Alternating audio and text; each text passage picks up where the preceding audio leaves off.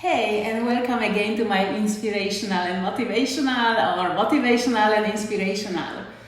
My ultra running friend, Dean Karnazes, once said, "Ultra marathon is about exploration, a grand journey into the physical and psychological limits of self. We often ask ourselves what we are capable of and how far we can go. An ultramarathon gives us a forum for conducting such an experiment." In August, as many of you know, I had a fantastic experience of racing and finishing mid-pack the Colorado Trans Rockies, which is a multi-stage ultramarathon trail race. Over a few days, you run the Rockies and gorgeous passes through such as Hope Pass, Tennessee Pass, and so on, basically from the east to the west of the Rockies, and then they shuttle you back to wherever you came from. Organizers take care of transporting your gear, setting the tents for you, the food, and of the major fun factor. Once finished with the main run of the day, fun activities include, for example, running the infamous beer mile or swimming in the Camp Lake and so on. You do not live for this race without being in top running and endurance shape, and also without a costume or two or a few weeks in tow.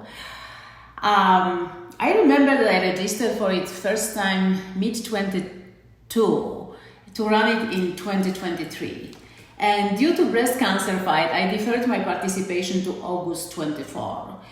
All the past year, I had been training hard, which would have it made possible for me to at least start the race. And I guess after all, I believe in the power of starting up, and I am all about unforgettable experiences, nature, and adventure. Occasionally, especially if my training volume decreased due to work or other unforeseen circumstances, I would also be asking my random trail running friends if anyone they knew wanted to perhaps purchase this race entry from me. And thanks God, the response was, no, thanks, no, but basically we are not that level of crazy.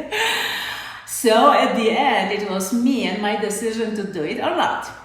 So, well, I had trained a lot. I guess all parts of my body held well, legs were fine, both breast implants were in place, unaffected by all the shaking and running and all this. So I decided to embrace all this experience and just do it. I guess we have so many chances at starting things up, and we do not start because we are afraid of failure, especially of failure in front of other people. As you can tell, I felt only semi-confident, like borderline. This state can take you only in two directions, doing it or not doing it. So, well, this experience was a gift from me to myself, and I could have taken two ways. It could have taken me in the good direction of getting my ass to the starting line and doing my best, or not. And my win over breast cancer in 22 just became the biggest motivation for me to train, pack up, and then drive to Colorado and immerse myself in the race and the adventure. The biggest obstacle between me and my goals is always me. Therefore, I was ready to break habits, shake the routine, change the scenery, shake things up a little, and do it. As Carla Hall said, you can always just quit. And once you win the battle against cancer, nothing scares you. Once again, I felt that I could do anything I set my mind on. So I just went for it. My internal confidence was back. It felt really great. Dreaming and wishing is not my thing, as you know, but I always put lots of work in, lots of perseverance, grind, persistence, hustle, and I executed all my workouts, so there was some hope, right? There were many challenging upper limits, of course, for all of us during this race, from the best to the slowest, from females, males, everybody. The distance, the altitude, 13,000 airs, weather, blisters, all that. I personally lost 4 toenails to the steep downhills, but I don't regret it. Resolving those upper limits included accepting that this sport hurts, and it hurts at mile 15 or 20 or 21st or 25th per day. One of my ways to deal with the pain of long distance running is to simply accept it. I honestly would say, hi pain, I know you were coming, it is quite a long run, I get it. And as with all in life, once we accept what is happening to us, we can move forward, right? Once I got to the starting line and I whispered that, what if? And started executing the race, my plan for the race, the whole experience was unbelievably inspiring and empowering to me. Little did I know a year ago that I was indeed to complete it.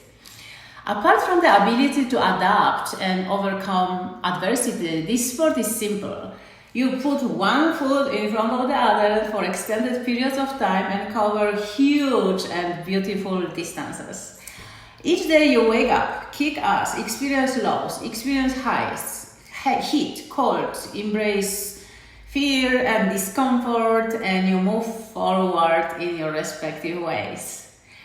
At the end, I realized that I really wanted to do this race. And whenever we deal with something that we really want, it is worth asking ourselves, why do I want this? Our respective responses and definitions of adventure, of course, differ. However, no matter the definition, I encourage you to follow your specific adventure mindset, even if initially you only feel borderline ready, like I did before this race. Hey, thanks for listening to the, inner me, and feel free to subscribe to my channel to be notified about my new videos as they get published, and feel free to leave your comments below, and as always, stay fabulously motivated.